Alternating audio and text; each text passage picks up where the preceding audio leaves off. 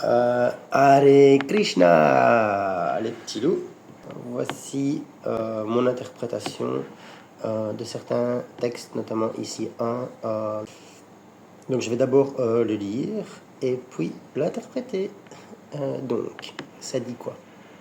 Celui qui est une âme pure, qui œuvre avec dévotion et maîtrise ses sens et son mental, aime tout le monde et est aimé de tous. Bien que toujours actif, jamais ses actes ne le lient. Donc celui qui est une âme pure et qui œuvre avec dévotion et maîtrise ses sens et son mental. Mais donc c'est simplement celui qui se met en chemin, qui se rend compte qu'à un moment donné il faut prendre une route plus vers les choses simples de la vie et revenir à soi et pas se tourner toujours vers les bonheurs impermanents et conditionnels de l'extérieur. Et donc du coup, celui-là, donc, qui se dirige sur le chemin et qui œuvre avec dévotion et maîtrise ses sens et son mental, œuvre avec dévotion, c'est travail sur le chemin en se dévouant, en s'abandonnant aux enseignements et surtout de façon désintéressée, sans aucun but, juste pour le chemin, par amour, pour tout ça. Donc c'est pour la dévotion, donc de façon désintéressée et en se dévouant au chemin. Dévoué, plus on va se dévouer totalement, plus ça va avancer.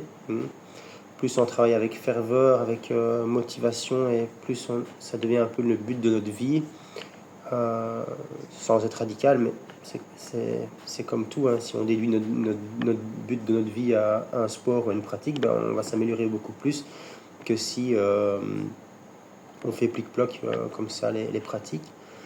Et donc on maîtrise, celui qui maîtrise ses sens et son mental, qui arrive à observer ses sens, ses émotions, donc les 5 sens, les émotions, qui arrive à ressentir sans analyser, comme j'ai expliqué aussi dans certains satsangs, qui arrive à observer les sens sans mettre de mots, juste être dans l'observation, que ce soit le toucher, l'odeur, le goût, la vue, l'ouïe, peu importe. Si on arrive à être conscient de tout ça, mais sans mettre de mots, sans interpréter, on est dans le moment présent, la conscience,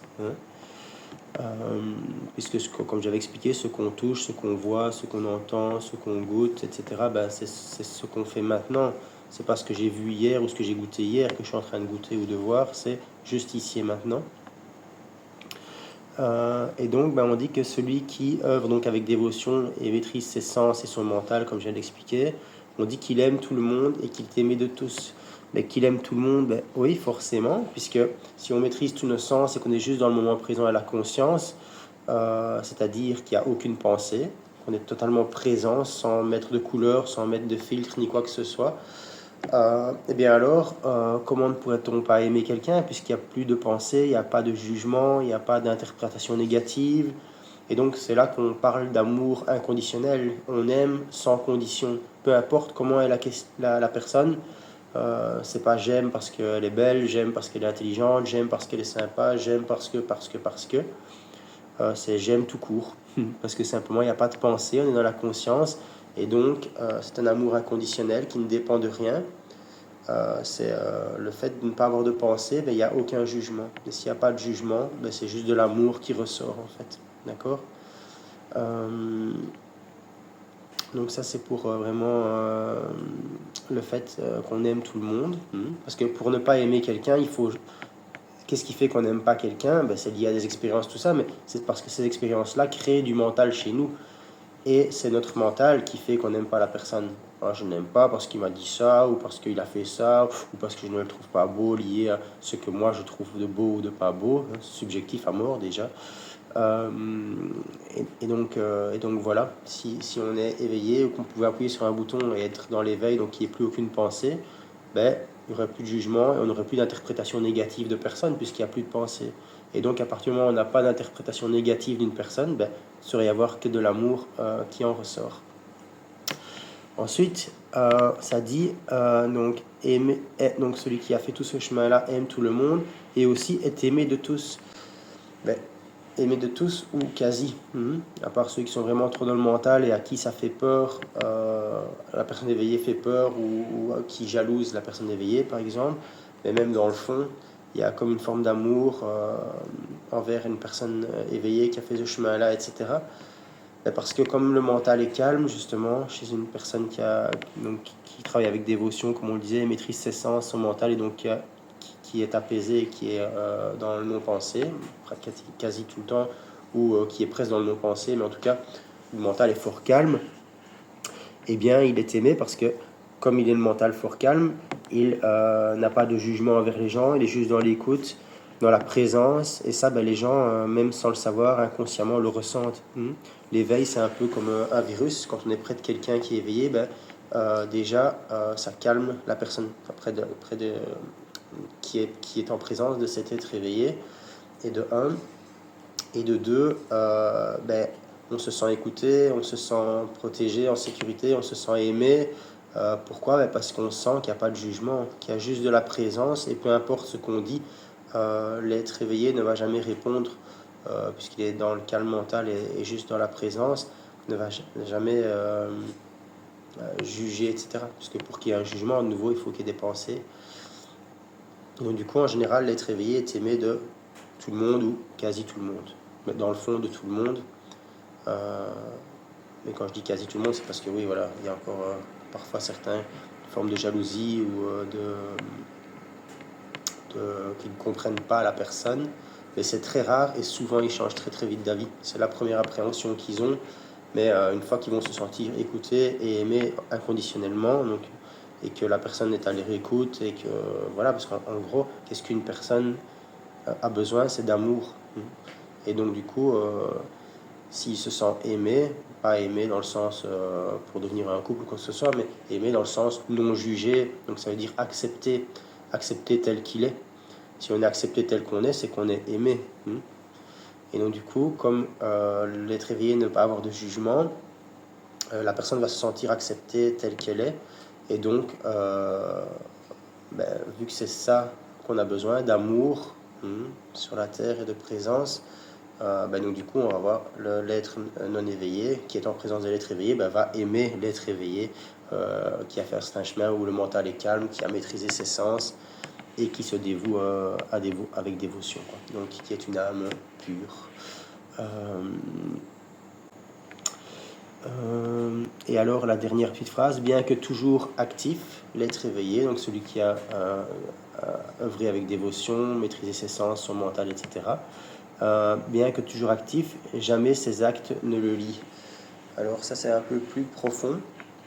Ces actes ne le lient pas parce qu'en fait quand on est éveillé, tout acte est akarma. Donc c'est-à-dire qu'il n'y a pas de karma. Ça n'a pas d'impact sur le karma. Comme quand on est éveillé, le corps agit de par lui-même. Comme quand on est à fond dans les pensées, qu'on fait un trajet en voiture, comme je vous expliquais, on ne réfléchit pas, on est complètement ailleurs, mais on ne fait pas d'accident et donc le corps nous emmène et fait ce qu'il y a à faire. Et quand on est éveillé, c'est la même chose, il n'y a aucune pensée non plus, on ne se dit pas je vais dépasser, ou je vais faire chic, je vais faire tchac, je vais m'arrêter au feu rouge. On n'est dans aucune pensée, mais ça se fait aussi.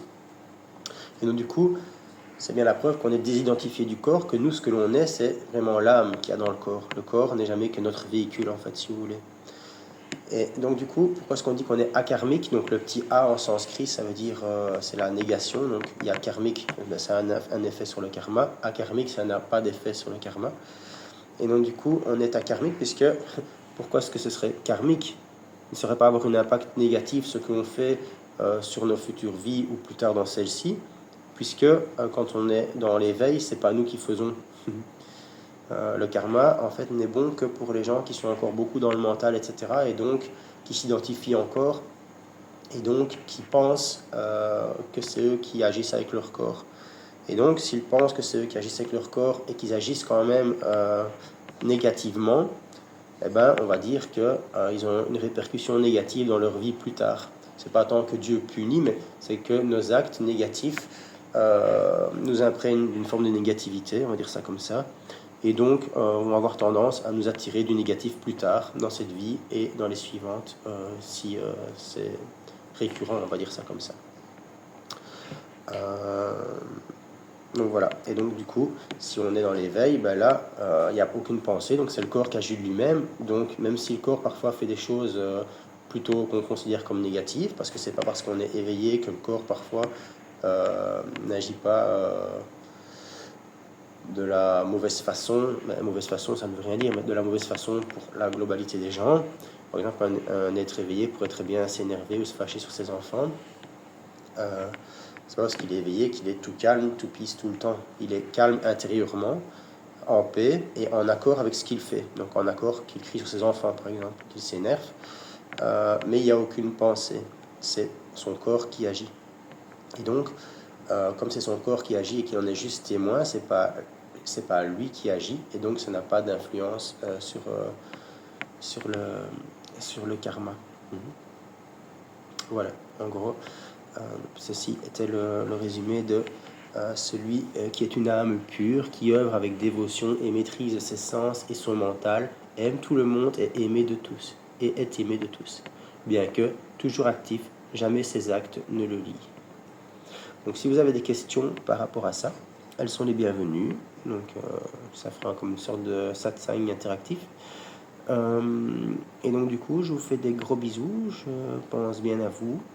Et je vous souhaite de prendre soin de vous, d'aller bien et que tout roule pour vous. Voilà, une belle journée. Hare Krishna. Et à bientôt. Bisous, bisous.